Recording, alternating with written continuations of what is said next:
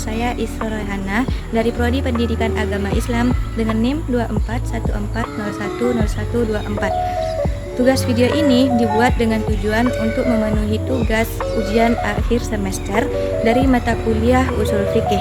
Nah, pada kesempatan video kali ini saya akan menjelaskan usul fikih dari segi urgensi atau mengapa usul fikih ini penting dipelajari oleh mahasiswa PAI dan juga apa saja yang menjadi ruang lingkup dari usul fikih itu sendiri.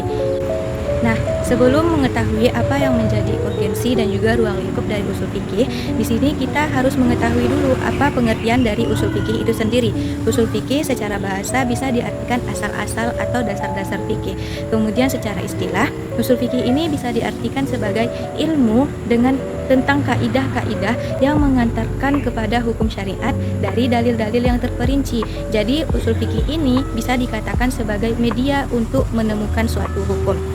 Nah, sekarang apa urgensi atau mengapa penting usul fikih ini dipelajari oleh mahasiswa PAI? Usul fikih ini bisa dikatakan sebagai kunci untuk memahami suatu hukum. Jadi mahasiswa PAI ini tidak hanya mengetahui apa hukumnya, tetapi mahasiswa juga bisa mengetahui mengapa suatu hukum tersebut bisa berlaku.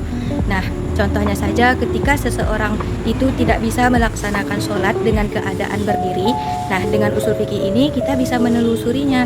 Jika seseorang tidak bisa sholat dengan berdiri, maka muncullah kaidah al-masyaqqah tajlibut taisir. Kesulitan itu mendatangkan kemudahan. Jadi ketika seseorang tidak bisa sholat dalam keadaan berdiri, baik itu dia karena sakit, cedera, demam, dan lain sebagainya, dia bisa melaksanakan sholat sesuai kemampuannya, bisa duduk atau dengan berbaring.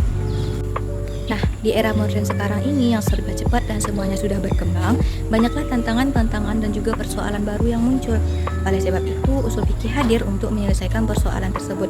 Contoh yang paling sering kita temui di kehidupan kita adalah tentang jual beli online, hukum jual beli online. Jika kita telusuri dari usul fikih, jual beli online ini bisa diselesaikan melalui metode qiyas dengan menyamakan jual beli online ini dengan jual beli salam yang pernah terjadi pada masa Rasulullah.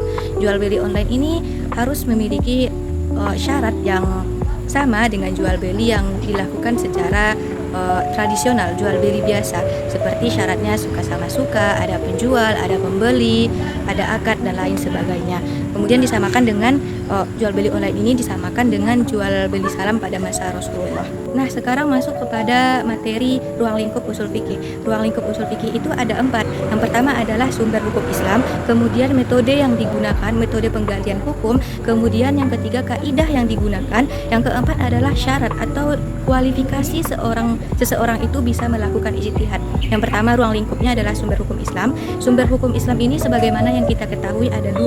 Sumber hukum Islam itu yang pertama adalah sumber hukum Islam yang muttafaq alaih atau sumber hukum Islam yang disepakati oleh seluruh ulama, yang mana sumber hukum Islam itu meliputi Al-Quran, hadis, kemudian ijma, dan juga qiyas. Kemudian sumber hukum yang kedua adalah mukhtalaf alaih, tidak semua ulama menyepakatinya, seperti istihsan, istizhab, maslahah musalah, urf, dan lain sebagainya. Kemudian yang kedua adalah metode penggalian hukum yang dilakukan oleh ulama. Metode penggalian hukum ini tentu berbeda setiap ulama.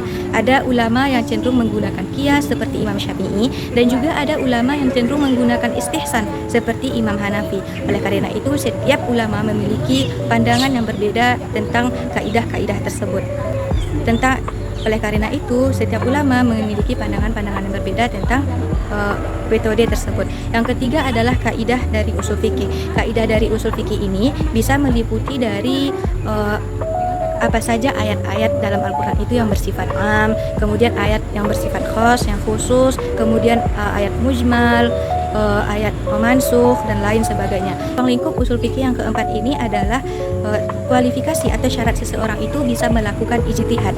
Syaratnya yang pertama, tentu saja seseorang yang adil. Orang yang adil ini meliputi seseorang yang tidak pernah melakukan dosa besar, jarang melakukan dosa kecil, dan juga menjaga muru'ah.